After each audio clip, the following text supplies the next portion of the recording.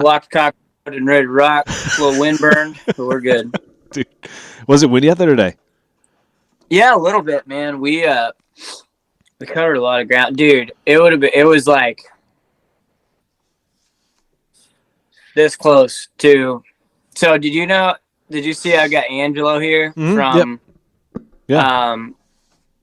Because Wilbur's got a bunch of stuff going on with the family and buying the house, all that hit right now, and so he was going to take Angelo out, and then he was like, he called me, whatever day it was, and was like, dude, like, man, yeah, I was just checking on him because I knew their baby was in the hospital or whatever. Yeah. He's like, man, I'm kind of stressed. I got Angelo coming in, and gotta get all that, and I not having deer on camera, and I feel bad, and I'm like, dude, like, just why don't I just pick him up from the airport, and I'll take him out, and you don't even have to worry about it. And he was like, dude, would you do that for me? And I'm like, dude, absolutely, I don't care. So that's awesome. We almost, dude, it was silly. So we went to a new piece of public that I've never hunted. Okay. I've seen deer there when I was turkey hunting. I saw a bunch of buck sign, and I was like, screw it. We're just going to go cover this entire piece today, and we're just going to see what we find. Yeah. Went up in there, 8:30 this morning. I was waiting for the dew to melt off a little bit, and we had a couple does come through, and I'm like, all right, dude, let's just try to get up this ridge a little bit. The sun's out, starting to thaw a little bit so we can be quiet on these leaves. Dude, we got 50 yards from the deadfall we had originally set up on in the dark, and freaking big doe comes hauling ass down the hill with 2 bucks behind her, and like both of them were nice. And dude, we just like, I'm like, get down. We just dropped to like one knee. Angelo's like sticking an arrow on. I'm right over his shoulder. They freaking run down and stop and chase her around the deadfall that we had been in 60 yards from us. Oh my God. There, and had literally stood up and eased 50 yards up the hill, and then bucks came in and ran her around that deadfall that we were like, if we would have stayed there 5 more minutes, he would have shot at one of them at like point blank. Holy crap. And then they ran her all down in the bottom, and then all of a sudden they ran her right at us, and the bigger of the 2 bucks, like I got like one, oh shoot, would like to find connection to device. Wow. You there? Yep. Okay. He like came running, dude, right at us. Like, I'm excited to watch the footage back because like, dude, he's like, I'm filming through Angelo's bow. Yeah. As he like, and this running right at us, and then like slammed on the brakes and spun and took off after the doe again. It was wild. Oh my gosh. Dude, what an epic morning. Yeah, it was sick. Angelo's like, dude, I thought you and Tyler said that PA's tough. This is stupid. I was like, yeah, no, it is really tough actually. But dude, I had an encounter with a buck. It was exactly it happened exactly how I thought it would happen. I hunt near this piece of public has like the turnpike running right through it, and deer seem to travel right along that turnpike all the time. And there's 2 thick bedding areas, so I kind of set up like in the middle, but there's like hardly any trees to set up in. I got in one with the 23 mile per hour wind. Like I was like back and forth in my stand the whole time. But I look up at like 8:15, and on top of the hill there's a deer. Glass him. Turns out it's a buck.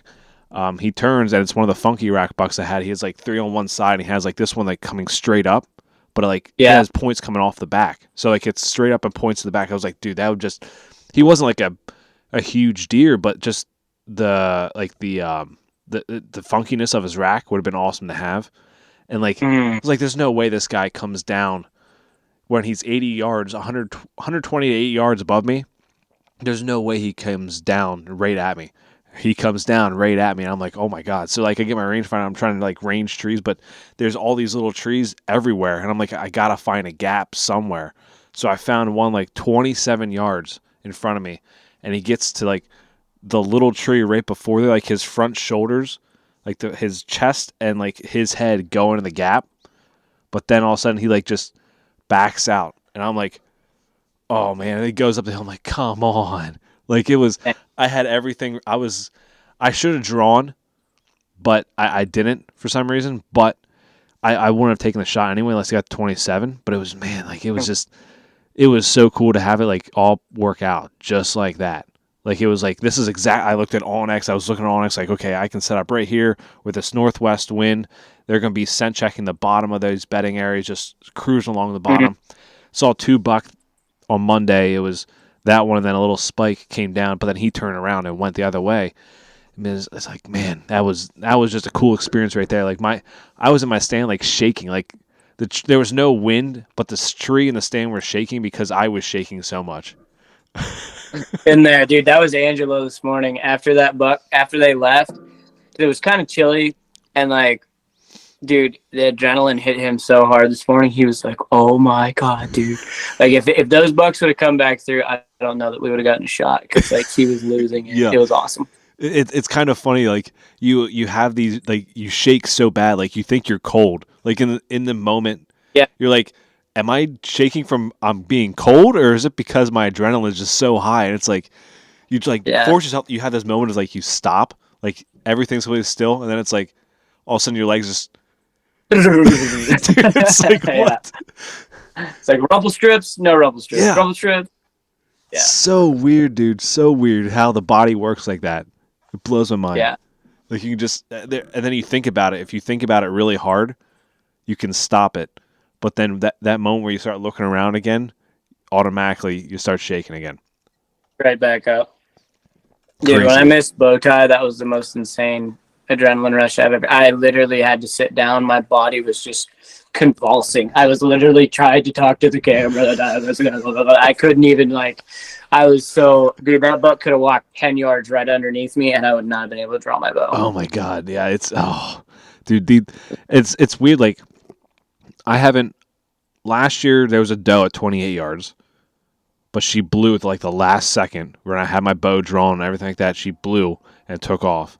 Like, I didn't shake bad. I still shook a little, but like when it's a buck, any legal buck that walks by you and automatically you grab that bow and you're about to shoot it, it just doesn't matter. It's gonna shake. I can't imagine a 200-inch deer walking by me, and like how I might actually have a heart attack. What I was like, I literally thought like I was gonna like something. I've never been that shook up before in my life. Like, it was bad, dude. It was really bad, dude. Yeah, I mean, we have you on here to talk about 2 buck you got down already, and in 3 sits, which is absolutely insane, and it's blows my mind still that happened. I mean, dude, it's.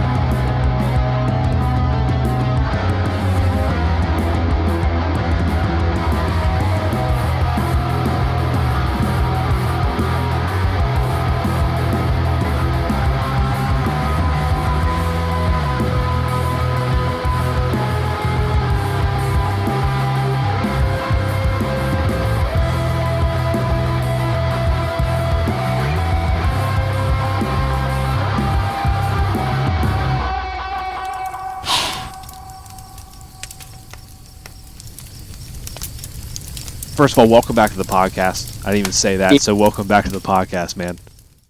Appreciate you having me on, man. I am happy to be here for sure. Yeah, I mean, we had you on for the scouting series, which you were episode 149.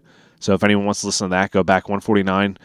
We talked about ag, flatland, scouting them, how you get on buck then, deer in general, really, in that time frame. But, I mean, these 2 buck, we're kind of, I heard the one with Charlie, the Charlie Bear, with the Origin of the Hunt podcast. Heard that episode. Really great episode. Yep. Anyone can go listen to that one too. What episode number was that? I have no idea. 35 maybe? I think it was like in the 30s. Something 30s. Yeah, I think it was something in there. I forget. Yeah. So, Tim Palmer, let's talk about these 2 buck. Let's talk about them. let's They were pretty much close to ag, right? Yeah, well, yeah, but so it was two completely different scenarios. Mm-hmm. Um, One was a piece that I've hunted for a lot of years. Mm-hmm.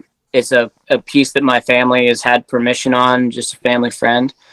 I think we've even in the scouting Mm-hmm. podcast, we talked about like that farm and how like I had learned like new things and like move sets and had to figure out how to get as close to the borders as I could versus like just sitting Right. different areas. Like I had used some examples there, and that's a piece that it's a very that farm can be so hit or miss. It's one of those properties, like many properties, that I'm not the only person that hunts it. Mm-hmm. Like there's other people that are allowed to hunt there. And, you know, I went to take my wife out Tuesday night and had guys walking right in front of the camera, like in that corner where I Yep. know there's deer, and like we didn't really see much. And it was like, well, okay, those guys were in there Saturday, and Yeah. you know, the wind was terrible. I know, because we didn't hunt that Yeah. because the wind was terrible. Right. And so if they hunted that, there's probably not going to be a mature buck come Mm-hmm. walking out of that area, you know, because they're probably gone.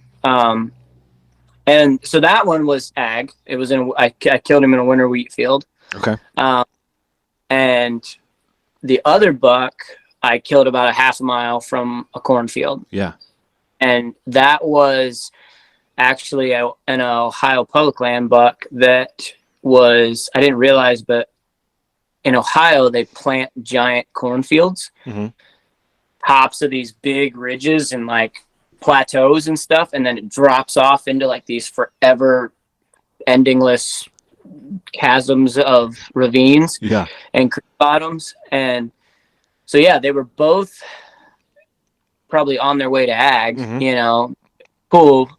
I don't know which we can start with PA because that's first. Yeah, let's start with PA. I'm really interested because if it's a farm that we talked about on the podcast, you know, it's the scouting episode. It'd be interesting to hear like, you know, how you took the things that you talked about, like getting deeper or changing your spots or, you know, finding the fresh sign, you know, it's that kind of stuff. Like what was that? Walk us through that day. Like I think that would be the best way to start because I'm sure you hunted this property before with your wife beforehand.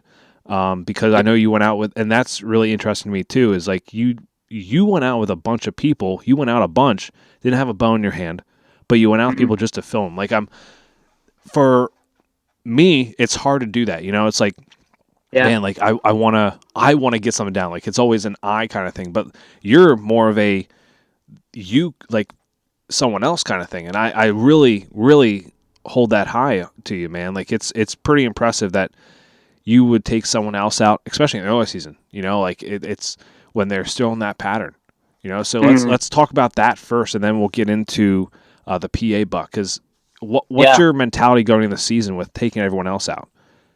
So for me, like last year I hunted so hard. I think we got into that last year a little bit in the other podcast about kind of really getting burned out hunting. Like I hunted literally darn near every huntable day that you could hunt in this state. And then I also hunted another like 20 days in other states. And I just went so hard. And other than when I was in Indiana for 8 days, I had a cameraman with me.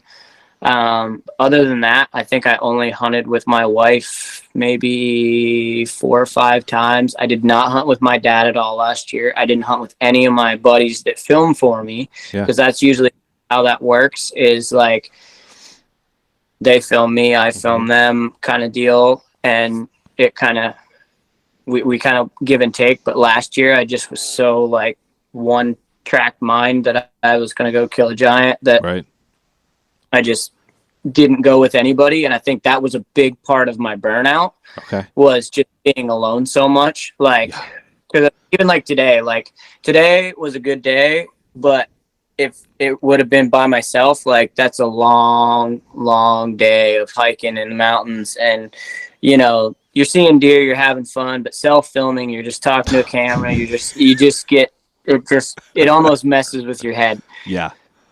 Being with other people, it's a lot of fun. And so like, week I had basically said, screw it. I'm I'm not going to worry about it. I'm going to just hunt with my wife. I hunted with her Saturday night and Monday night. Mm-hmm. And then I JMO. JMO's guy that works for me and films with me and stuff. He's kind of the OG dude from day one. He was like 15. I think he's 21 now. And he was like 15 when he started hanging out with me. He got in a little trouble, and parents were like, we want a positive role model for him. So if you could take him hunting and fishing, we would love that. And I was like, cool. So I put a camera in his hand and took him all over the world. That's exciting. Yeah. Like going on month-long trips with me at 15 years old. Filming me and fishing with me all across the country. And it was, but yeah, he's a good dude. So I filmed him a couple days, filmed my dad a day, Meg again. And then, it came down and honestly, so opening night, Meg nicked a doe. Okay. Like she literally she made a perfect shot. And this doe literally dropped like that far at 22 yards. Like we did the slow-mo where you put the pin and watch how far they drop. And literally that doe dropped like 18 inches. And she just like, the arrow just skipped off her back. Gosh. But that was a fun experience. Yeah. You know, it was a great experience for her. And we had a blast together. And then, so yeah, I went back to that farm. We had worked that morning on, I think it was Monday, I think. I forget. Whatever day it was. Yeah. We had worked that day because I own a business. For those of you that don't know, I own a tree service. And so me and JMO and the guys had worked.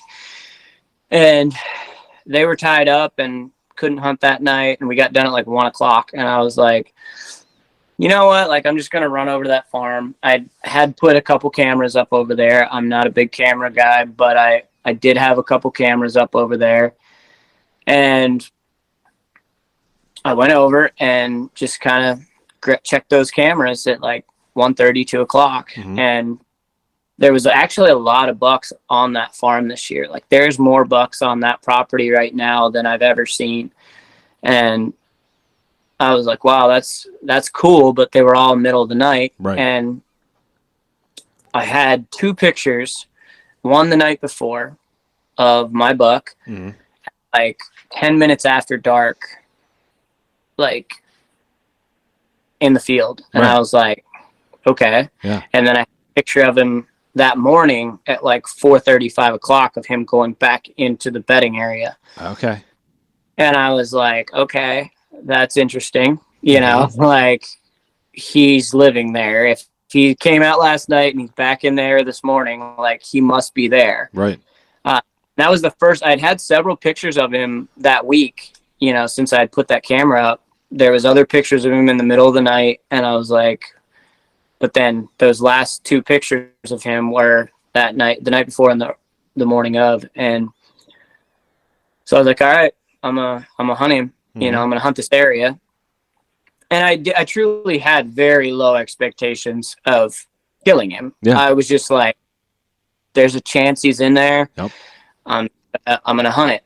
And so I actually had put a stand, I'd put a ladder stand in the corner of that field this year for Meg, my wife, and my dad, you know, so that I could just be like, hey, let's just go there. I don't have to hang and hunt, whatever. Yeah. And so I hiked all the way up to the top of the field with my gear and was going to get in that stand. And I think one thing for me, like you said, relating this to what we talked about before, was I got there and I just knew from past history that the way the corner of this field is set up, usually the bucks come out like not in the corner, they'll come out down the field. Right. Always does that come up in the bottom behind the stand where I had that stand, and they'll come out. Well, the way the wind was cutting, it would have been blown down in the bottom where those does come out usually. Okay. Yeah. So I was like, you know, do I sit there? Do I not sit there? Like it could change and be wrong. Right. And I said, nope, I can't. I know that if there's a buck bedded on this hillside, he's not going to come out if 5 does just blow their heads away. So I dropped my bow and my camera, I think, and whatever, and I hiked all the way back down to my truck, got my saddle, got my platform and stuff and my sticks, and hiked all the way back up, and I moved up the field edge. There's just a hedgerow that runs up the edge of the field in between 2 fields, the neighbor's field and our field. And I just ran up there, and I got like 80 yards from the corner of that field, and I just went like 10 feet up a tree, and I was literally like 2 sticks up. Yeah. But there was an oak tree that just had a bunch of little sucker limbs coming out off of it. So I was literally like 10 feet off the ground, but I was completely concealed, and I just reached up and clipped off a couple branches so I had windows. And I think that for me was probably my biggest, like that move made it, because at 6:15, which at that time sunset was 7 o'clock. Yep. Yeah. Or close to 6:15, does came right out behind that stand. And if I would have been in that, I would have just been lazy and just been like, I already worked today. I already climbed 3 trees today. I don't really care. I have to go up another tree. I'm just going to go sit in the stand, have a fun evening, watch the sunset. I would have probably blown those does out. Guaranteed. And fortunately, I didn't. And, the other crazy part was, I think, that just historically knowing that in that corner of that field, there's generally in that time frame of that first to second week of October. I mean, last year I filmed probably 140-inch big, massive 9-pointer in that field in daylight on the 9th. Yeah. And 10th. So like I knew 4 years ago, I missed like 140-inch 10-pointer out of that corner of that field. So I've literally there's always a big buck that shows up on that spot somewhere in that first 2 weeks of October. Okay. Like knowing that historic, I don't know what it is. I don't know if it's just the way the bedding area is. I just feel like I don't think it's a coincidence. Right. Because it's literally happened over and over again. And that's now this was the 6th buck I've killed within 100 yards of each other on that property. Wow. In the last 10 years. Wow. So where these buck come out, because you said they come out a different area than the doe, is that area kind of like a little draw? Is that lower than everything in the field? Because I know from what I've watched on YouTube, heard other people say is and seen a few times too out in Illinois, they come out in a lower kind of area than all the doe do. So they come out, generally they'll come out. So there's a trail that comes up the bottom and then cuts out into the field. It's about 20 yards up the field edge on that hedgerow. And then the bucks, generally, they will come. There's a blowdown area where it used to be a big pine thicket. Okay. And a tornado or something went through there, and it just leveled that down over this little hill from the field. Right. Probably like 5 acres. And now it's just like Russian olive. And I mean, it is just gnarly, nasty, thick. Like you can't walk through it. Okay. And I think that's just there's something in there that is like perfect for them. I think it could thermal pull. I think it could be, I think that's another part of it is the way that hill lays out. Like you need a south wind to hunt it perfectly in the corner. Okay. But if it's generally a southwest wind or a west wind, that night it was a southwest. But the thermal pull always pulls down that hill from the field. Right. So I think that's something that has to do with it of why those bigger bucks like to live there, because they can literally sit there, and even if the wind is south, as soon as sun starts to set, the thermals suck down in there and they can smell everything, even if the wind is wrong. Yeah. For them. Yeah. I think bucks too. I just think they like deadfalls. I just, for some reason, even the one I saw when I was out in Illinois in late season, they came out behind a deadfall. Like there was a deadfall there, and they came out from behind the deadfall. It's like I don't know what it is, but they love walking behind it. Like they feel that. Also, like they catch the thermal pull. They could catch the wind too coming down, but they would have that even if their nose for some reason messes with them, and they make a huge mistake with their nose. They still have that barrier kind of right there, so they only have to watch one side in front of them. So I think definitely the thermals. And also, I just think bucks they like thick shit, man. They just you can find that's where the bucks are going to be, especially in early. Yes. And I think that area, the way that wind pulls down off of that hill, it's just the perfect storm for them. And I think that's what there. I also know for a fact that the does generally bed off to the left side. There's like the hillside, and then there's a draw, and the does will bed over here, and the bucks generally are on this side. And most of those does kind of swing through and come up that edge, and then the bucks will come out. So it's almost like those bucks can lay there, watch the does come down through the bottom and go up to the field, and then out to the field. And it just makes sense. It makes so. I've seen so many big deer up there, and I think the biggest part, even like what we talked about for years, I have hunted all around that corner within 200 yards of it, but I just never went in there. Right. And why? It was just one of those, we don't have a stand there, so I'm not going to hunt there kind of deals. Yeah. And then suddenly I've started making those adjustments and movements in the last couple of years, and now I've killed, I killed one there. I killed a buck there. Well, I've killed 2 out of there in rifle season. So those don't really count, I would say. But I will say that he's my biggest PA buck. He was like 140 something. I killed him with a rifle there, and he came in opening morning of rifle season. He came right from that area, and I think somebody had bumped him. Yeah. Some guy came down that hill because I can't hunt. There's guys that hunt over there. I think somebody walking in or something and had bumped him. He was bedded there with a doe, and he ran up over the hill and stopped literally 10 yards from where I shot my buck with my bow. Wow. He stopped a hedgerow, and I dropped him at, now it's 200 yards away or whatever, 100 yards away. And I did the same thing. That was 2013. Then 18, I shot like, decent outside the ears, 17-inch wide, pointer out of there with a rifle. Same situation, came right up out of that, shot him. 2019, I killed a buck on that hedgerow opening night. I doubled on a doe and a buck. And then I've killed 2 since then on there. I killed my late season buck in that, and I killed this buck in that corner. So I've killed 6 out of on that area. Wow, that's I mean, they definitely like that area. Then that's for sure. Like if it's a perfect wind, everything. There's something about it, man. Yeah. It's just that.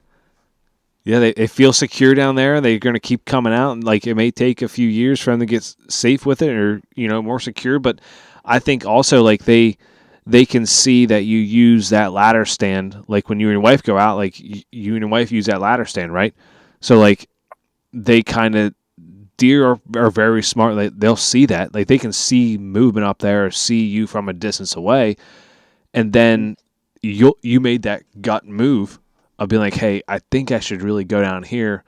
I mean, it was a gut, but also it was a smart move. Like you were using your gut and your head at the same time. And sometimes that, for me personally, that kind of, you have this kind of situation going on with the gut and the head. It's like, my head's like, okay, everything makes sense. I should hunt right here. Yeah.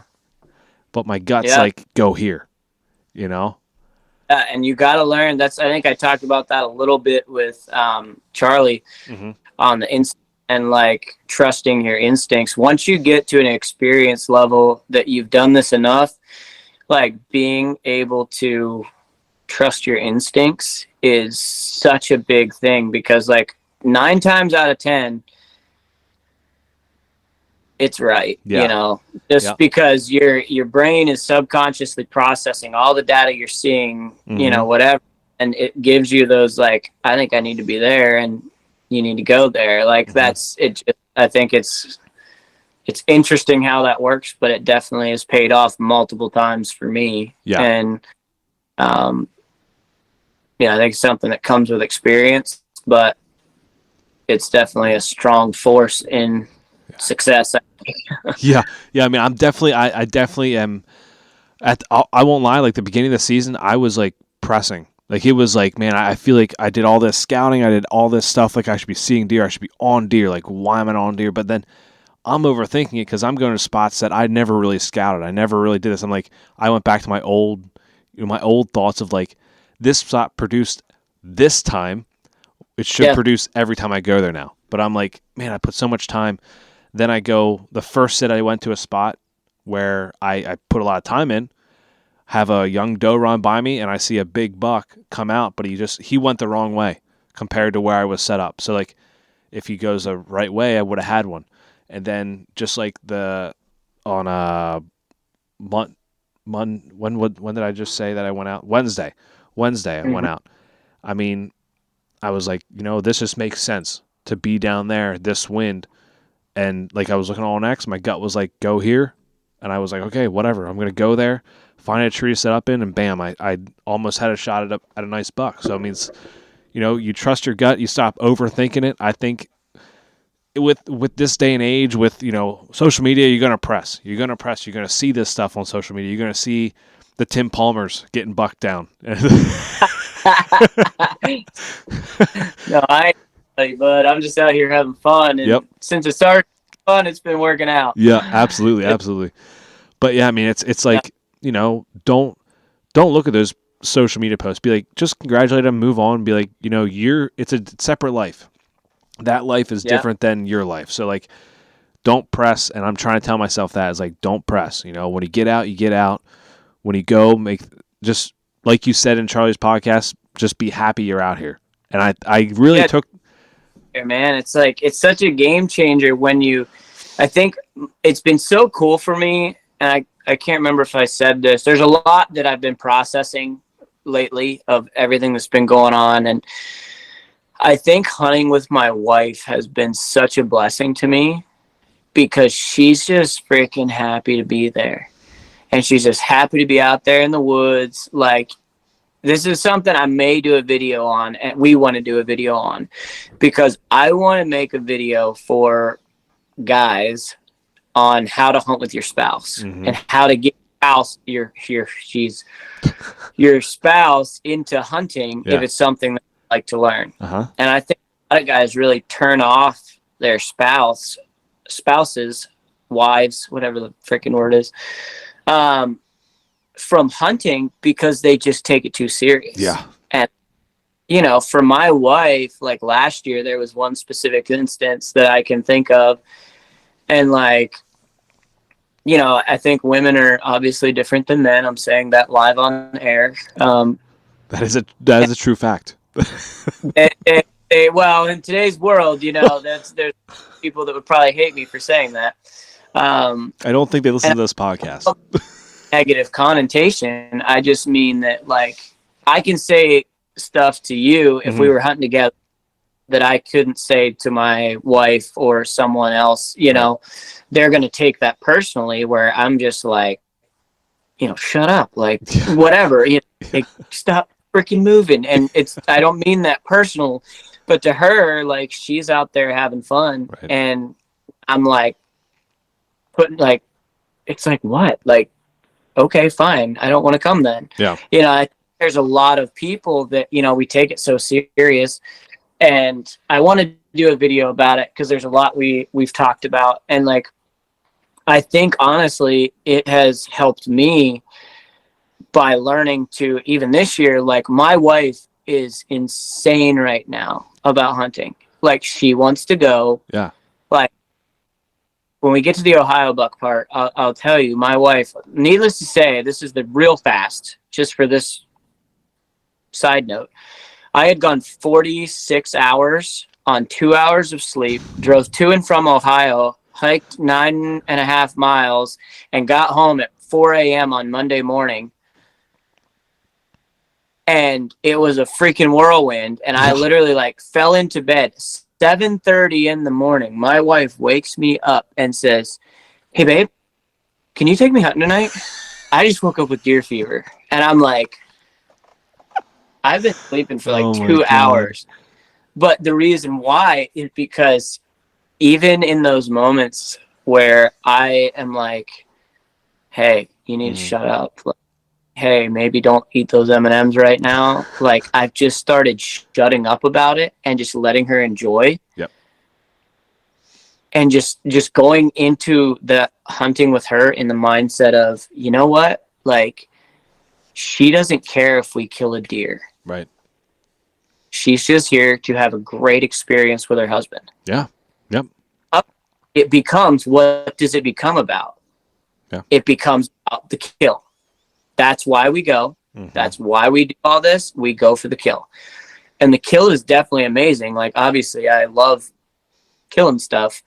But I think when you go into the mindset of, I'm just freaking happy to be here. Because as a kid, I wanted to shoot something, but I didn't know. I was just, man, Dad's taking me hunting. Like, I'm freaking fired up, man. I couldn't sleep. I couldn't eat.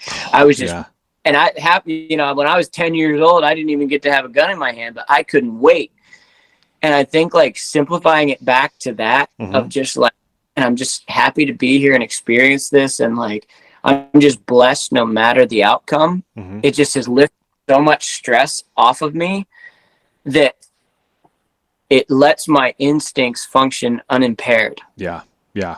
To where it doesn't matter. Like, hey, I'm going to go with my gut. And if my gut's wrong, screw it. Yeah. There's tomorrow. Yeah.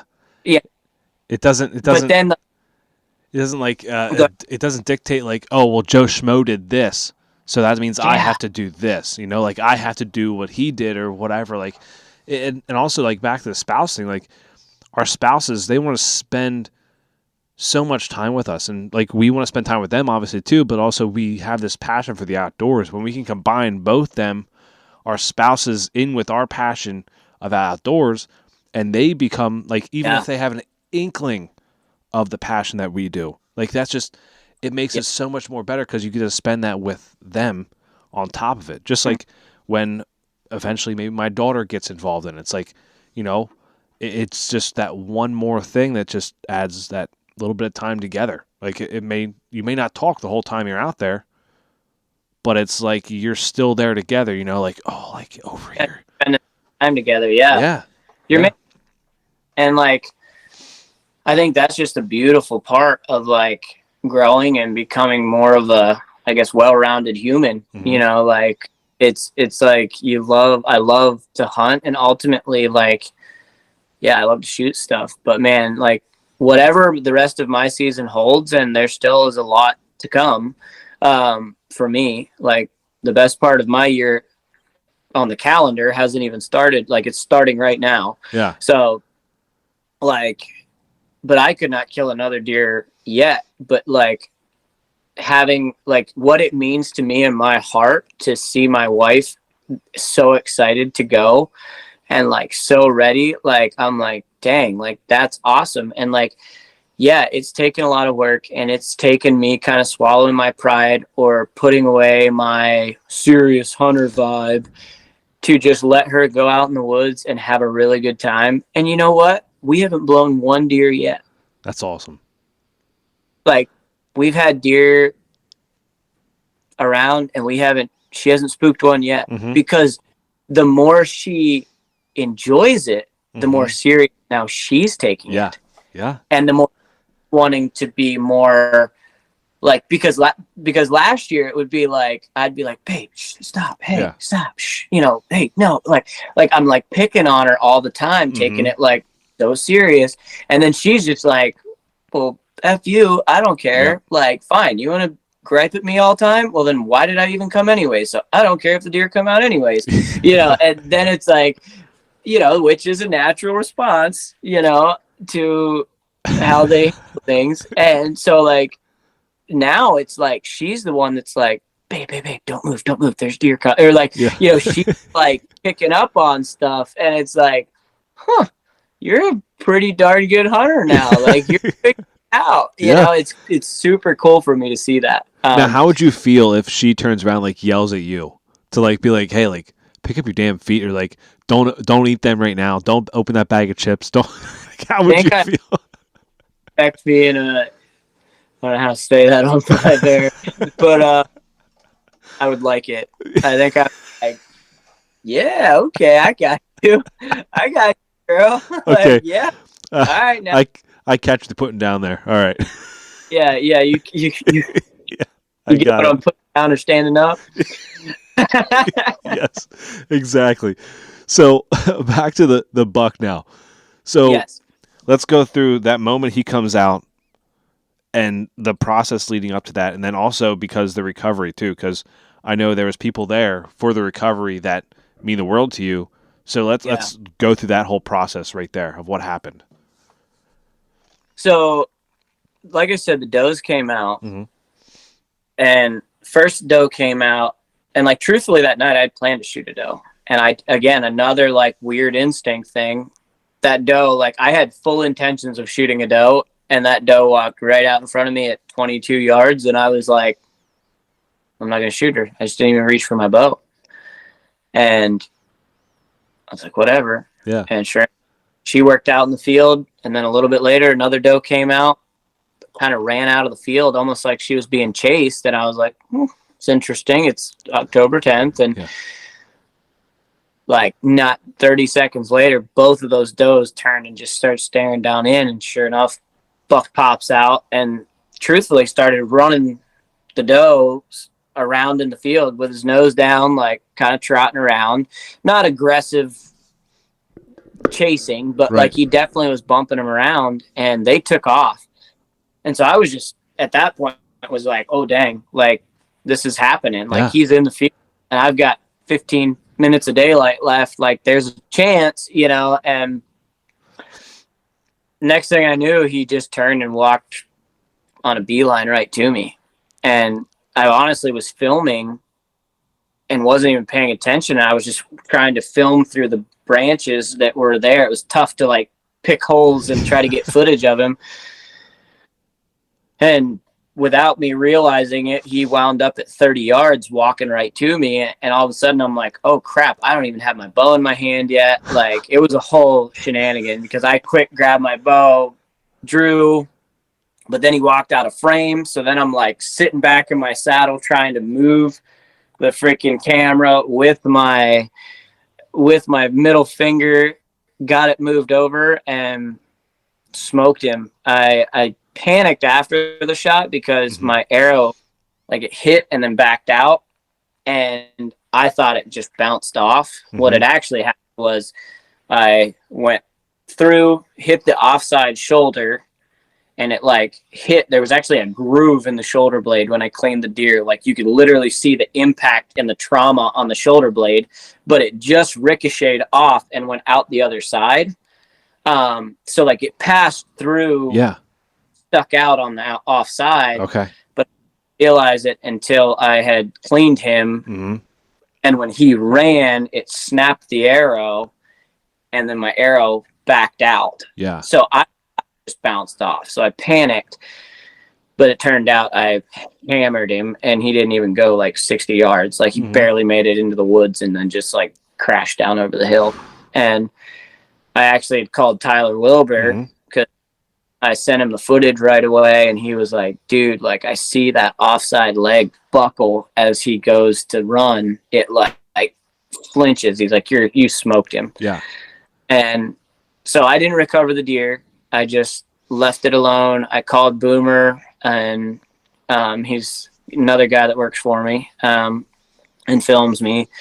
And he was free, so he like jumped in the truck, drove right over. It was like an hour drive for him. He drove out to come film the recovery, and then Meg surprised me because she was at work, and she like came flying over there, which my wife's a swim instructor, so she was literally like in her swimsuit and a towel and showed up at the farm. Like she drove like 45 minutes to come, but she was like in a towel and a swimsuit. And was like, I hope you still have clothes in your truck, because she knows I always have a change of clothes in my truck.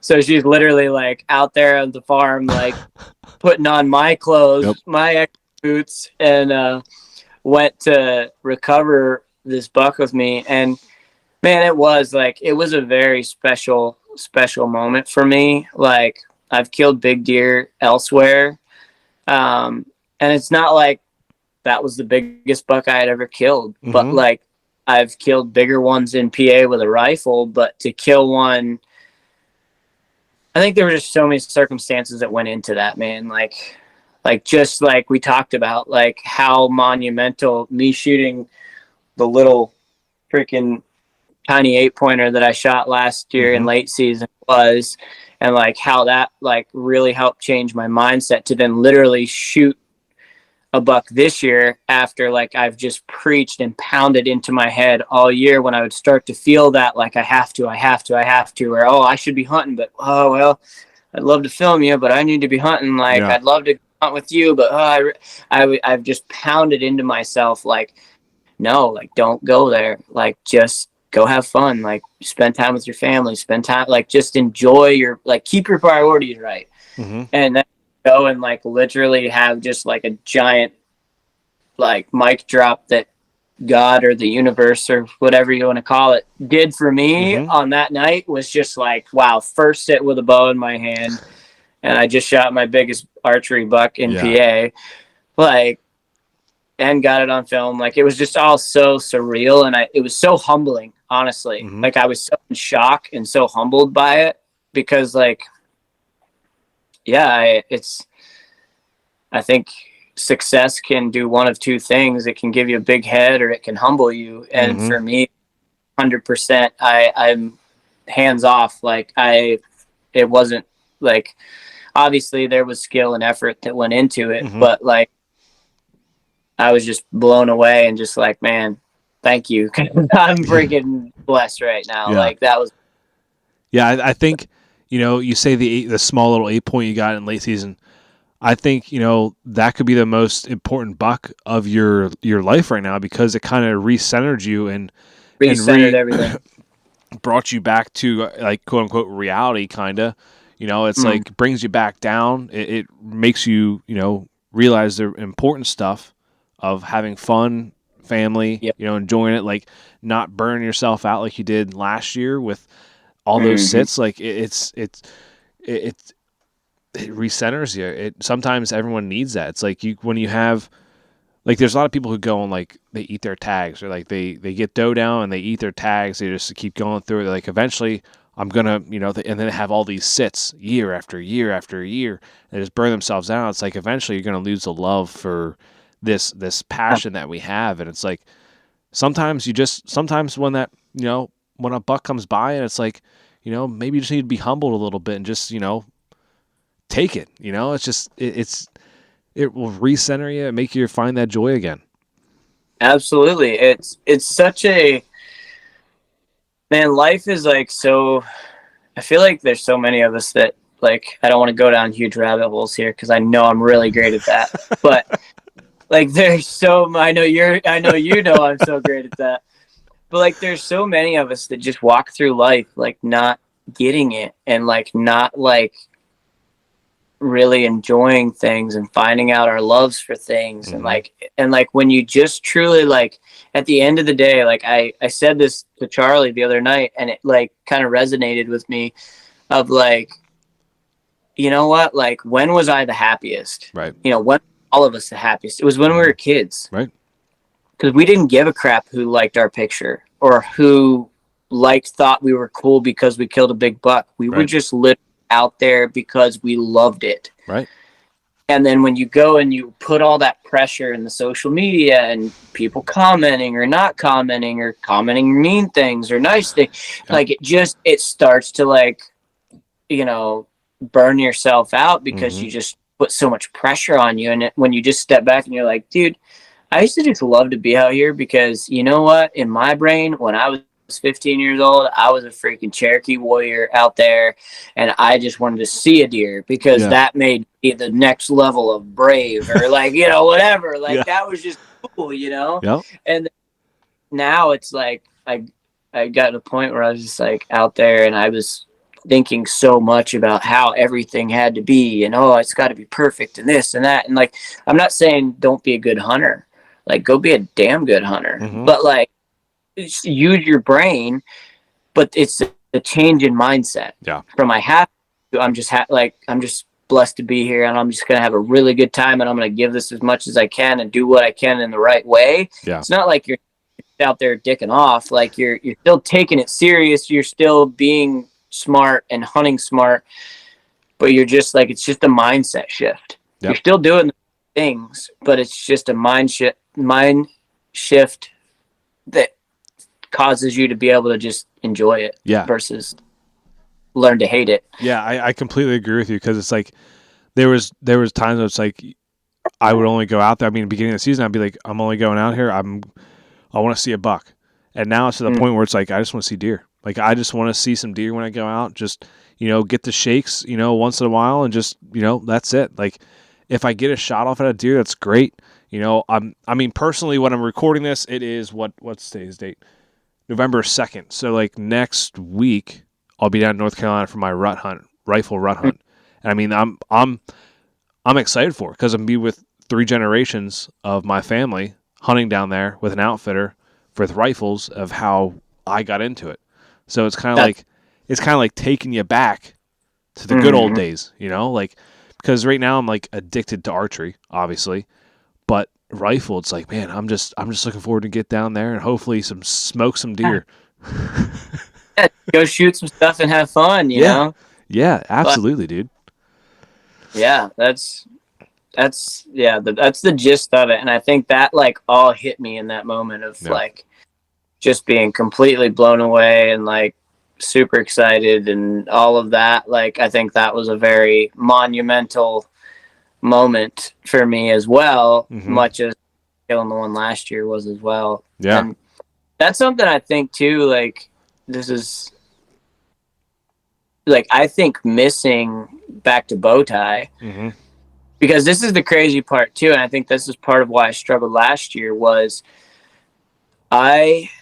so this is probably an insane fact, but up until I missed bow tie in 2020, I think. Yes, it was 2020. Or no, it was 2021, I believe, or 2020. Okay.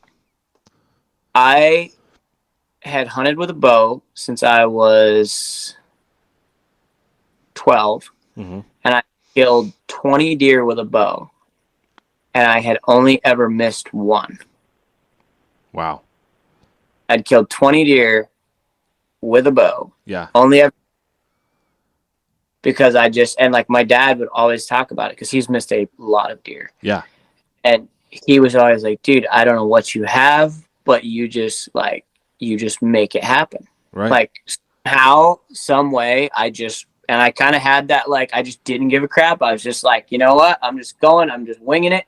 And I'm just kind of like, I just didn't care. It was just like, it was done. It was just, I never, like, and then I missed that deer. And I think it put that fear from my mojo that I used to have. It went from that to like, don't mess up. Yeah. Don't mess up. How devastating that was the last time you messed up. And all those like subconscious thoughts started going through my head of like, and then after that, dude, I missed like from 2020 to I missed bow tie. And then 2021, I still missed like several, even that year after I missed him, I missed another one. Yeah. On the same hunt, I missed multiple. Yeah. And the year after that, I missed multiple. And like, I just started, even last year, I started off the season with a miss. And it was just like, then it just kept snowballing. And those doubts and fears and all that, like, started weighing in on me. Yeah. And like, to like kind of just, I think all this whole process that I keep rambling about on everything that I talk about right now, that's like, it's been the whole process, the beautiful process in my head of like clearing up and like moving past that. That's been where like this year I've been able to just like let go and just kind of go back to the way I used to hunt, as far as I have more knowledge, but I kind of have that mojo of just going with it. Yeah. Yeah. I mean, you have the reset button. It's like an NFL kicker, right? Like he Yeah. misses how many field goals. Come to the Super Bowl, he misses like four field goals. That game-winning field goal, he kicks right through, and then his mojo's back. The next season, he doesn't make a single one. Yeah, it's interesting. It's the deeper side of stuff that I feel like honestly in hunting never gets talked about. Yep. Because just you missed, you suck, do better. It's like, but like and if you don't care and you're just out there, whatever, like, but when you start to get more serious about it and you're invested in it, you're putting a lot of time in it. There is a lot of stress that can come from it. You know, it can weigh on you. It can affect your self-image. It can affect your self-confidence. It can affect your overall mental health. Yeah, like absolutely. It can be hard on you. And I've seen a lot of guys crash and burn from it. You know, it can be, it can be your favorite thing in life, but it also can be your biggest freaking enemy. Like it can just be that way because you can, exactly what you just said. Like it can, you have such a weight on your shoulder of things you have to do and things you feel like you have to do. But in reality, just go out there and have fun like you did this year. Like just go out there. Like your season's not over, obviously, but I mean, you got 2 buck down already. I'm sure you're going to get some doe down. I mean, it's just that thing. Like your freezer's going to be full, right? So like, you know, you got that PA buck down. That was a great experience. Then like what I like to hear this is something I kind of want to hear is like, what did you learn from that hunt? Like, what else did you, what's one thing you learned from it? I think the biggest thing that I learned from it was to make sure, I think it's kind of like we said in the other podcast, I think I made the phrase of like, don't be lazy, don't be afraid to go the extra mile. Yeah. And like for me, in that moment of getting off work, which I'm sure a lot of people that listen to this, you go to work and you run out for that hunt in the evening, you know, and it took me an extra half hour, 45 minutes to run down, get my stuff and go back up, climb up a tree. It was a whole nother process than just climbing up my ladder stand. Yep. I think for those of us that know and have that knowledge, don't be afraid to go that extra mile and like do what you know, because like I truly believe, like I almost laughed out loud when I was in the saddle and I saw those does coming. I'm like, man, I'm glad I'm not in that freaking ladder stand right now. And you know, I think that was like a big key to success of killing that deer was looking at what I was given, right, what the conditions were, where I estimated things would happen, where a deer would come from, whatever. Just reading the sign, reading the conditions, and then literally being like, okay, I need to be there. Right. If I'm there, I'm going to screw this whole deal up. I need to be here. Go. Yeah. And I just even give myself the option to overthink it and talk myself out of it. Yeah. And I think that was definitely like 100% my biggest takeaway was I sat there holding that buck that night and I was like, dude, if I had not walked back down to the truck, got my gear, came back up here, I would not have killed this deer. And that's the bigger part is too, even if we can take that doe out of the picture. If I would have been sitting in that ladder stand, that buck came out 120 yards from that ladder stand, walked 80 yards out into the field, and then walked right back to that hedgerow. And I mean, other than taking like a 65-yard shot from the ladder stand, right, I wouldn't have killed him there either. Yeah. Yeah. Like, I mean, the doe hadn't blown and he had come out, but I would have been sitting there, I wouldn't have killed him there. You know, it's kind of just crazy, like how that all works. But it's, again, just an instinct of like, I just knew, like I knew that. And it wasn't my favorite thing to go back down and get my gear and whatever. But I think just like in my head, it was just, I need to do that. And that's what I did. Yeah. And I think the biggest thing is when you know that you gotta do something. And it was the same Iowa buck too. Yeah. Like, it was 100% the same with my Ohio buck. Like, I made a last second, literally, like, we had 45 minutes before sunset, and I pulled an audible and was like, looked at the map and was like, dude, we're in the wrong spot. We need to be here. And it was like 200 yards. And I was like, dude, this wind is howling. Let's just cover ground, get there, and sit down, because that's the saddle. Yeah. If they're going to be here, they're going to be there. Okay. All right. So let's get to that hunt then, because, okay, so you got the buck down in PA here, and then you're like, was it always a plan to go to Ohio, like eventually at some point? And you just I've always sped it up a little bit? Ohio. I've never hunted Ohio. Okay. But I wanted to hunt Ohio. I've always wanted to. And it was always one of those deals that, man, if I ever kill early, like, I always go to Indiana later. And it's kind of like Illinois and Ohio are my two backup states. Okay. Because so where I hunt in Illinois, it's right next, or Indiana, it's right next to Illinois. Like, we're right across the border. And then here, we're only 3 hours from Ohio. Right. So it's like, if I kill early in PA, I'm going to run to Ohio and see if I can kill something there. Right. And then, like, 2 weeks when I go to Indiana, 12th, I leave for Indiana. So when I leave for Indiana, if I kill the first day, I'll probably buy a tag and bounce over and hunt Illinois as well. Jeez. So it's like, and then if I kill there, like, and I still have a couple weeks, I still have another week or so. So, like, I'll go to Missouri and, keep going until I'm like, well, okay, I should probably go home now. Like, just for, just see how it goes. So, yeah, when I killed my PA buck, that was the 10th, I instantly was like, okay, I'd like to go to Ohio. Right. And I will give credit to a buddy of mine that I actually met in Kentucky. He was staying at an Airbnb next to ours in Kentucky 2 years ago, and super cool dude. He kills some really big deer, and he had hit me up and said, hey man, if you ever want to come to Ohio. Actually, it was in Harrisburg. They came to the show, and I was there with Whitetail Adrenaline, and he stopped by the booth and was like, dude, what's up? I didn't know you worked with these guys, like, whatever. And I was like, we got talking, and he was like, dude, if you ever want to come to Ohio, just let me know.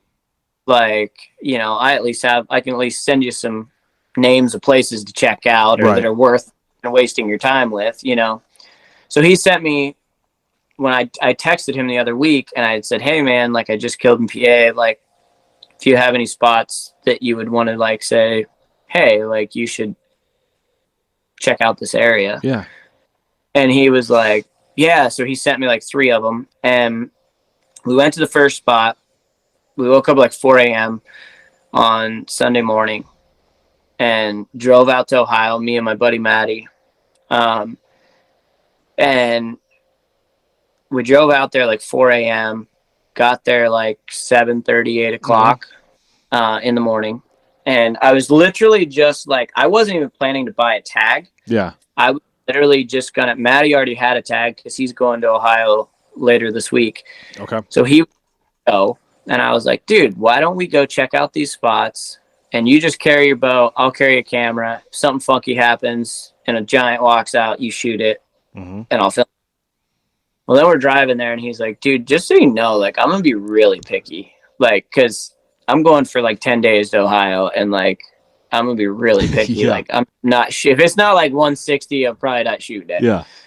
I was like, dude, this is going to be stupid, because we're going to run into something, and you're not going to want to shoot it, and I'm not going to be picky. Yeah. Like, if I decent racked buck, I'll shoot it. Right. So he's like, well, why don't you just buy a tag? So I was like, all right, buy a tag. So I bought a tag. Like, as we're driving there, I buy a tag, and we get the first spot. We covered like 2.5 miles, and just like kind of running and gunning, just covering a lot of ground. It was super windy that day. So we were like running. I was basically covering as much ground as possible, checking for scrapes, rubs, big tracks, fresh sign, like anything that told me that it was worth wasting my time there. Because I literally going out for Sunday and Monday, and then we were coming home. 2 days. Wow. Yeah, that was our plan. We were like, I'm like, dude, let's freaking go. Like, let's just run there, check a couple of these spots. If we see some fresh sign that's worth hunting in the rut, let's come back. You know, I'll bring one of the other guys and I'll come back and hunt here. So first spot, we covered like 2 miles and did not see hardly anything. Like, we covered a bunch of land, good looking place, but just, I mean, we saw like 3 rubs and maybe 1 scrape that was like a little bit older. And I was like, I'm not wasting my time. So I looked at the map and I was like, all right, let's check out this area, you know? And so we drove to the next spot, and it was one of the ones that my buddy had said, hey, check out this area. This WMA or whatever. So I drove over there, and we drove to another spot, pulled off, and I don't know, we maybe covered a mile, but it was just like, it didn't look deery at all. Like, there was just nothing. And I was like, okay, nope. So we went to another parking spot, and we realized that there was, you know, about 500 yards from the parking area, it like kind of went up and then it plateaued, and I could glass out there. And I'm like, dude, that's a freaking cornfield out there in the middle of this public land. I'm like, let's just go walk around it. You know, let's just go see. Like, surely if there's bucks in this area that are active, you know, there's going to be some scrapes or some rubs around this cornfield. So we just literally, like, he grabbed my cameras, I grabbed the bow. We didn't have lights, anything. We literally just had freaking a bow and a camera, and we the basics. And we walked out, started getting around this cornfield, and all of a sudden I'm like, dude, every licking branch on the edge of this cornfield is scraped under. Like, there was literally like 80, 90 scrapes around this cornfield. Wow. I mean, literally silly. Like, the video is kind of funny because I'm like, and look, we have another licking branch, and there's a scrape, and you get a scrape, and you get a scrape, because there were just so many. Yeah. And I'm like, all right, we're in the chips. Like, this is something that I want to come back and hunt. And he was like, well, dude, why don't we just kind of dive off in? You know, let's just keep covering ground, you know? Just see let's get as much scouting of this done as we can, so that when you come back, you know, let's just drop pins everywhere. So let's just dive off into these creek bottoms.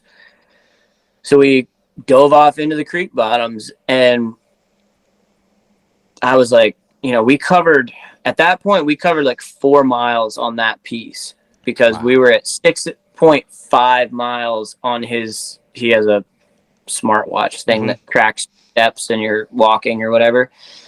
And we were at like 6.5 miles by about 45 minutes before sunset. And we had found kind of some fresh sign, some fresher scrapes on this one little bench that goes down in. And I was like, you know, we'd sat down, we were both exhausted, like completely exhausted. Yeah. At that, we both got, like, he owns a hard cidery in town. So like they were open till whatever time Saturday night. And so he literally had gotten like 2 hours of sleep. I had gotten like 2 hours of sleep. And we're 6.5 miles we kind of made like a giant loop. And this piece is like 10,000 acres. So it's a pretty good sized chunk of property. Yeah. And we made this giant loop and kind of had worked our way back around to where we were like a half a mile from the cornfield, backside of the cornfield. And I really just wanted to glass for the evening, like try to get up on a knob where I could look into a creek bottom or something and just see what we saw. And I was sitting there. He actually fell sound asleep as soon as we sat down. Like, he sat down and was like literally out cold within like a minute. And I was looking at my phone, looking at the map, and I just looked and I just saw, like, okay, I dropped pins on scrapes and I could see them on the map. Like, okay, there's scrape there. And then we dropped off and went all the way around, and now we're here. And then I'm looking where those scrapes were kind of headed, and I was like, dang, like, there's a little saddle right there on this point between the two ridges, and it just looked gnarly. You could see there was a bench on the topo down below. Mm-hmm. And what I had seen so far that day is it was kind of more open, a little bit of open timber up top, and then it would drop off into these giant greenbrier thickets. Ooh. Yep. I was like on those benches, Mm-hmm. and man, that would make sense because that scrape line is kind of headed that way. Mm-hmm. Definitely there's something traveling that finger of that ridge, and there's a bench down there, and if it's like the other ones, like that would make sense that those fresh scrapes are going to that spot. And I'm just like, this is all happening in 30 seconds and we're not in the right spot. Yeah. I'm like, let's go. And so I literally like grabbed him, woke him up, and I'm like, dude, we gotta go. He's like, well, okay. So we go, and we literally it was just how I pictured it to be on the map. Mm-hmm. Like you could just see, the between the topo lines and the aerials, it was like, okay, that's going to be a spot that makes sense. And then with looking at the wind, the way it was set up, the wind was kind of a crosswind. Mm-hmm. So if that buck was coming up over the ridge from that bench, he would have the wind in his face. Yeah. But the way we could set up on the top end of it, we were cutting the wind. If that makes sense. Yes. So he was coming up feeling safe with the wind in his nose, Mm-hmm. but we were just to the side of where he would come up over that bench. So we were upwind of him. Yep.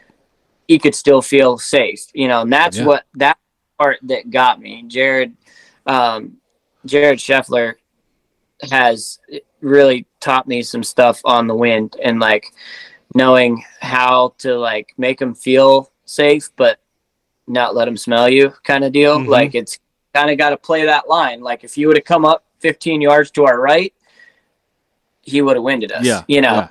but knowing where you think exactly it's going to happen or where they're exactly at, Mm-hmm. it's the important part.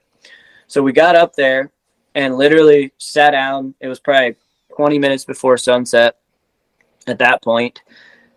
And there was a little greenbrier thicket with a couple big trees in it. And I was like, this is perfect. I can literally just hunker down in this.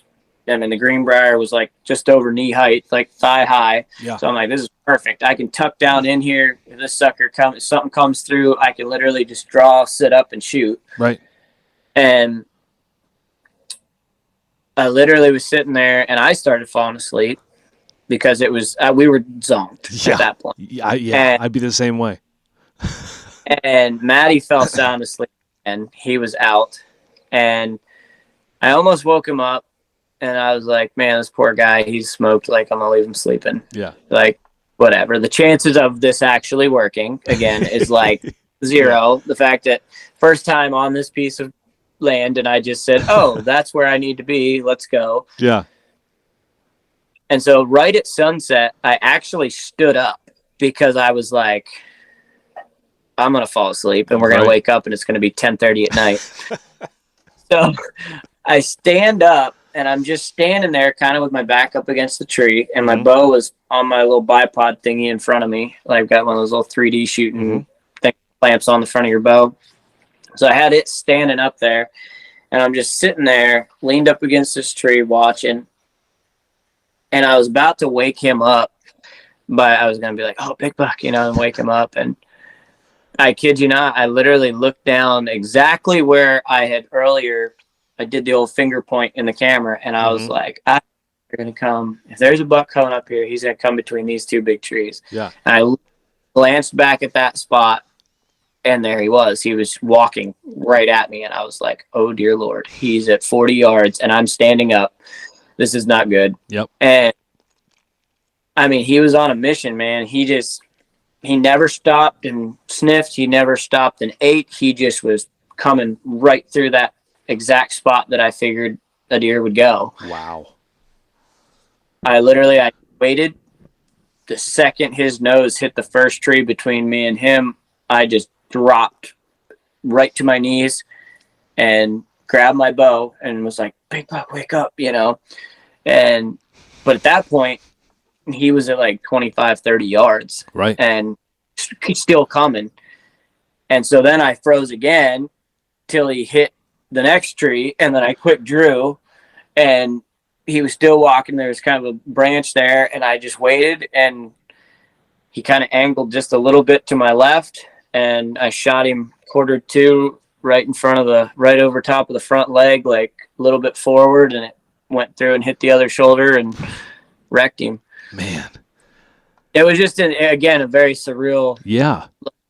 Like, I literally, like, I was like, what just happened? Like, you're telling me I just shot a buck. Like, yeah, I couldn't believe it. And that's crazy. So what time do you think he would, because he was most likely headed those scrapes in that field, right? So that's the direction he was going. So, like, what time roughly do you think he would have gotten to those fields? I mean, he probably would, if he was, I mean, he was covering ground. Right. But we were probably at least a half a mile from that field. Okay.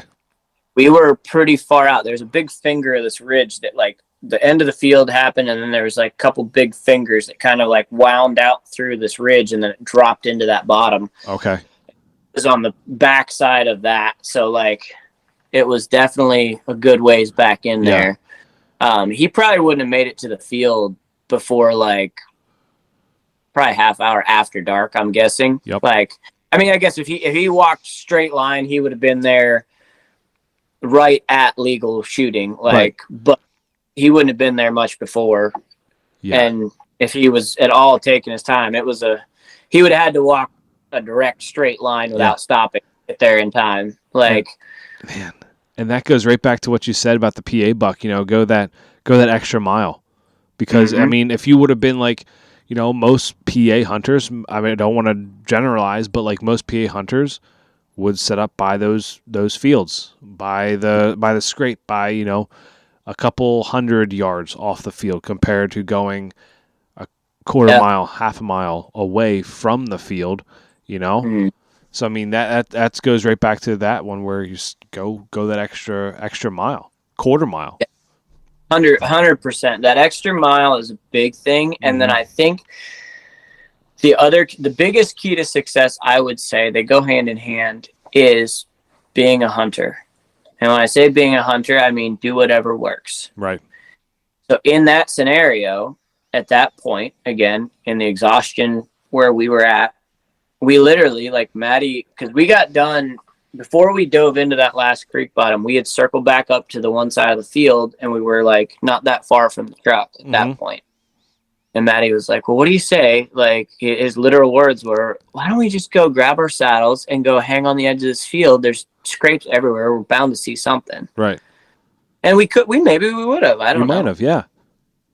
But I was like, no, dude, like, I don't think we're going to see anything in daylight up here. I think I gotta dive off. And he's like, well, do we want to get the saddles? And I'm like, bro, I am not going to go load up a pack and hike all the way back in there and climb up a tree and do all that BS. Like, I don't have the energy. Yeah, especially on that little bit of sleep too. That's, I mean, climbing a tree, like once you start doing it, it's not hard. But like you're on a little bit of sleep, climbing a tree. Even if you get 10 feet up, it's still extreme dangerous because like you could make one mistake or you could fall asleep in the tree. Like falling asleep in the tree, like I've done it before with the saddle. It's pretty safe, but then again, it's like you never know what could happen. Like it's. Yeah, and it's just so I think that's like something I think I have become so much different in as a hunter, and I think it's been a massive key to my success is like doing whatever works. Yeah. And like I killed my PA buck out of a saddle, and like for me, self-filming is tough on the ground. Yeah, but like learning how to be versatile enough that you can be adaptable to like even like hunt on the ground if you need to, and learn how to tuck into stuff and when to move, not to move. Yeah. In a high stress situation, when to get your bow and get drawn real fast versus moving too slow. Like, there's a lot that goes into it, but I think the biggest key to that success 100% was the fact that instead of like looking at, oh, this is how I hunt, so I'm going to just hunt here. Yep. kind of being stuck in that rut is same as my PA buck of, oh, well, I have a ladder stand literally right there. I might as well just go. It's the same deal with the saddle of being, or with the hunting on the ground. It was just like, that made sense in that moment of like, I'm not going to go pack all the way back in here. I'm not going to carry all my gear, all that in there. Yep. I'm just going to go tuck in on the ground. And again, experience has given me the confidence to feel confident on the ground. In fact, honestly, I'm probably more comfortable on the ground in most situations than I am in a tree. Yeah. But that's not for everyone, so I get that. That takes a while. But yeah, I think that was just a big part of it, was like going the extra mile and then just being able to do whatever, make whatever the cards you're dealt work. Yep. Absolutely. Knowing how to just like be versatile and not be stuck in a rut. And the key to going the extra mile in that situation was to hunt on the ground. Yeah. Because if I packed my saddle and everything back in there, I wouldn't have. Yeah. I mean, the stuff's too light. Nasty. Yeah, the stuff's light, but man, it gets heavy after a while. And if you're walking in there already on that little bit of sleep, you're carrying that gear and your camera gear, your bow, all this kind of stuff. Like, man, it's gonna be exhausting. And then like, so after you got the buck, you quartered him up. I'll post the picture right here with the video here. Quartered him up. Yep. You carried him out. Did you drive home that same night, or did you wait and drive home? I packed him up. We got back to the truck, and like you can't transport like brain matter lines or whatever, so we cleaned that out as best we could, like got that care of, because I wanted to do a European mount with him. So we cleaned up the head, and I was like, dude, like, are we gonna camp in the bed of the truck? Because that was our original plan. And I was like, man, you know what, I forgot I got a Celsius behind the seat. And I was like, he's like, dude, you're insane, like there's no way I'm gonna be awake for like 3 more minutes. And I'm like, dude, I'm whipping into the first gas station, we're throwing this meat on ice, and I'm going home. I just freaking hammered down, man. I just hauled out. I sent Jared the picture of my buck, and he called me right away, and we talked for like 2 hours. So that was a big part of it. Yeah. Was having somebody to talk to. And then, I rolled in. I got home at like 4:30 in the morning on Monday. So literally I had left at 4. Yep. Drove straight through, hunted, drove straight through, and was home by 4:30. I was literally made it in a 24-hour turnaround. 24. So that goes to all listeners out there. If you want to go hunt Ohio, you can do it in 24 hours. Yeah, 24 hours. Go bag drive.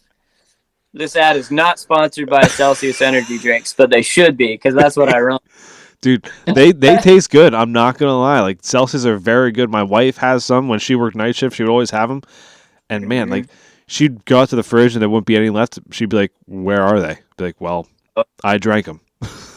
I can drink those things like water. Hence why I'm probably drinking water, because that's all I on today. So I'm trying to drink some water to get hydrated. One little water at a time.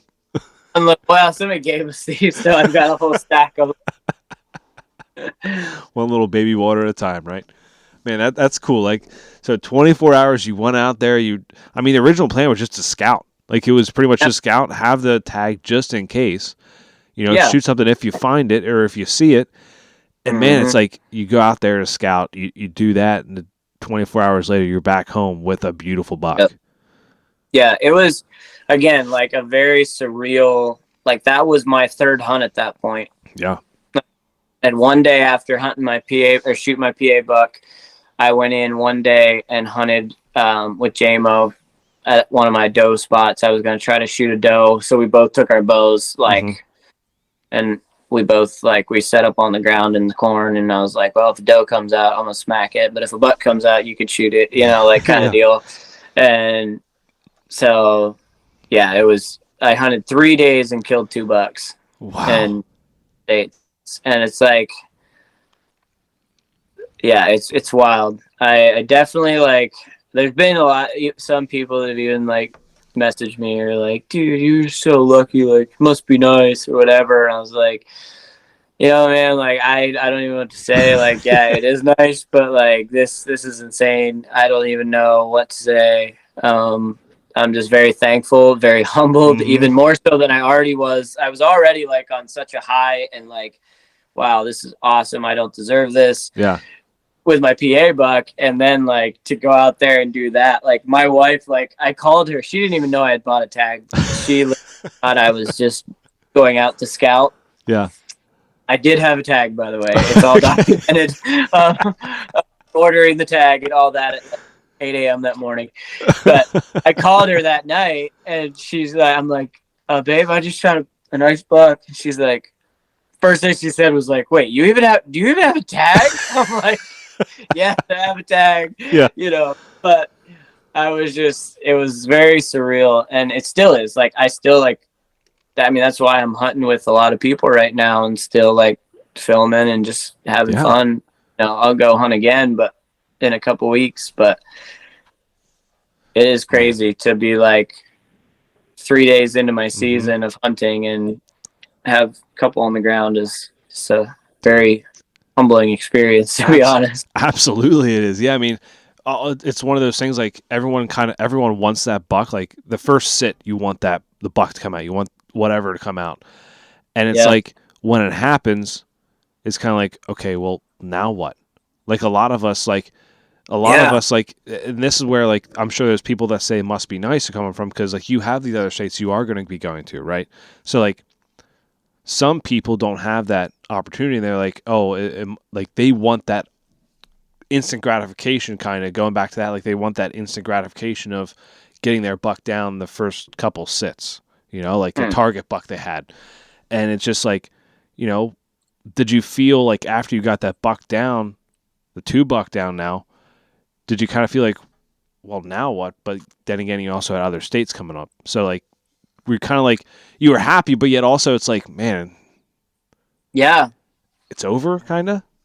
Yeah, it's a definitely, like, in the moment I was like elated, and I'm still elated, but then also like there is that little bit of bittersweet that's like, oh man, if I want to go shoot another deer, I gotta go like somewhere else. Like, yeah, I'll shoot some does here. I definitely will do that later in the year, but like, it's weird. It's so weird. Like, I have my next thing, tomorrow I got to try to get Angelo a deer because he's only here till Saturday. Yeah. So I'm going to try to pound it out tomorrow and get him one on the ground, because then he and Tyler leave for Kansas. Yep.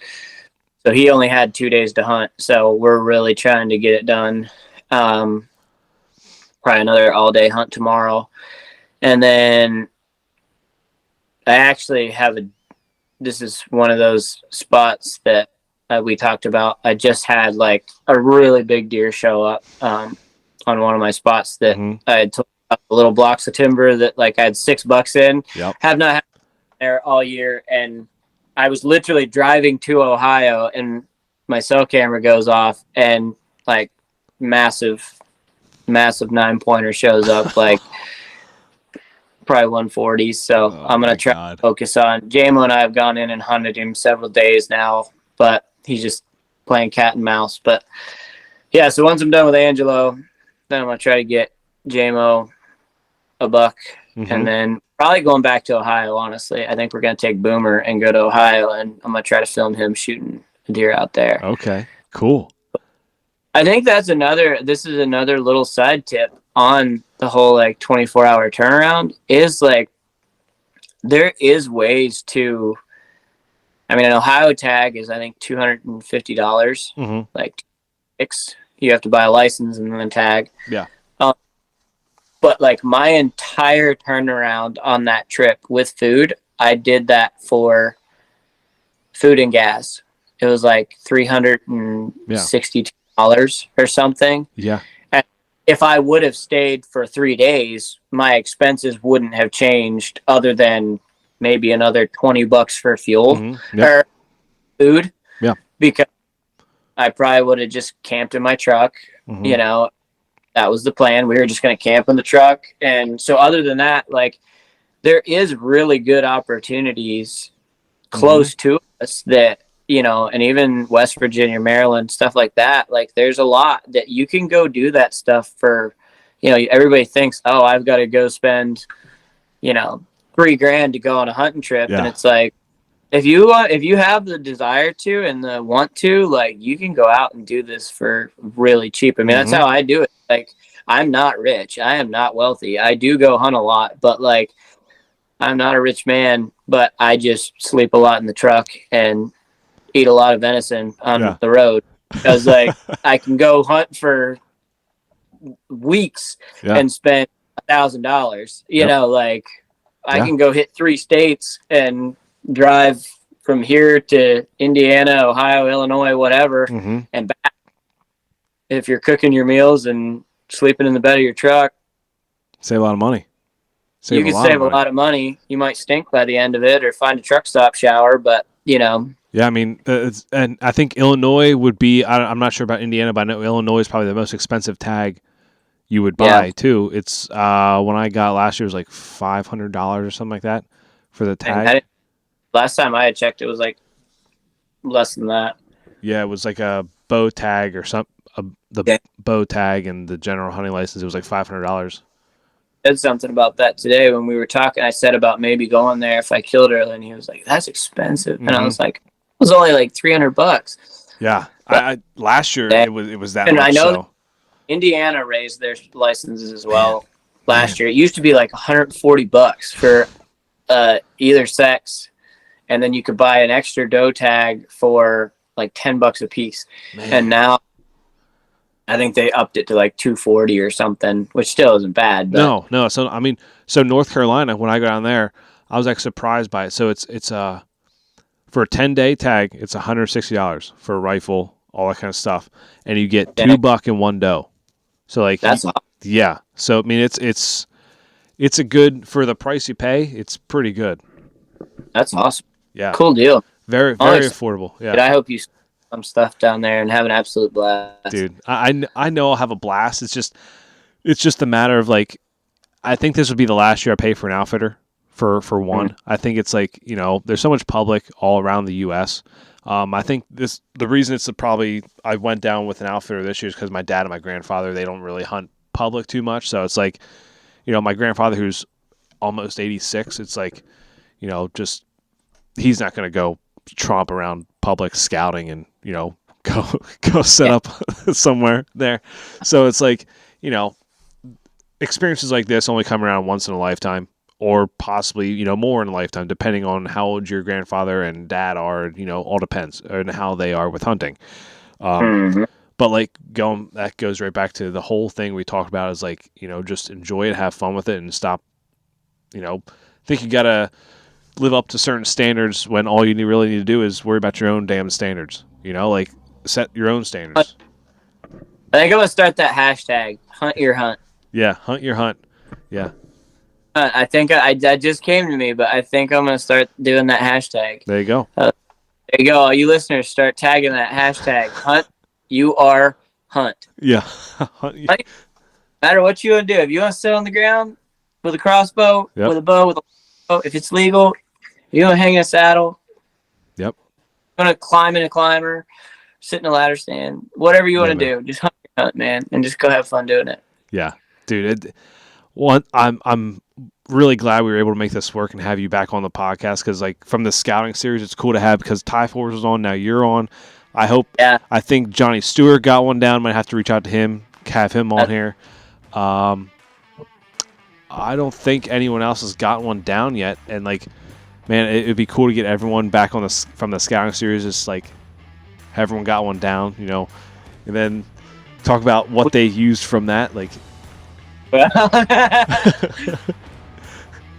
That's awesome. Yeah. No, I love that. Yeah, I love that. I was pumped for Ty. I don't know Ty. Yeah. I've never met him. Like, he seems like a cool dude. We've messaged back and forth because I messaged him when I started following him from the series. Yep. And then I messaged him back and forth, and then like I was like, dude, way to go! Like, that's freaking awesome, man! Like, getting her kicked off right, and then like couple days later, he was like, "No way, you did it!" Like, we were freaking out. It was cool. Dude, yeah, it's awesome to see it. What in the world are you even doing? I was like, dude, I don't even know. I don't know what to do with my hands right now, bro. I'm freaking like, I don't even know. Oh man, dude, where can people follow along with you? Watch your YouTube channel, all that kind of good stuff. Yeah, we are on Instagram at buckin_obsessed, and then we are on YouTube at buckin obsessed as well. So we keep up with that. We post many bigger videos on the YouTube as we can, like more of our hunts, and we're hopefully gonna do a bunch of videos coming out here soon on the fall, kind of more of a vlog of like our whole season. Yeah. But then every day we're posting usually on Instagram kind of where we're at, what we're doing, life. So yeah, check us out, follow us, hit us up with any questions, or if you want to get filmed, call me, I'll come film you. Cool, man. Really appreciate you coming on here again. It's always fun chatting. It's always fun. Talk forever. Yeah, appreciate it, man. Absolutely. Remember, everyone, to keep hunting, keep fishing, keep your tradition, and always enjoy the freaking process.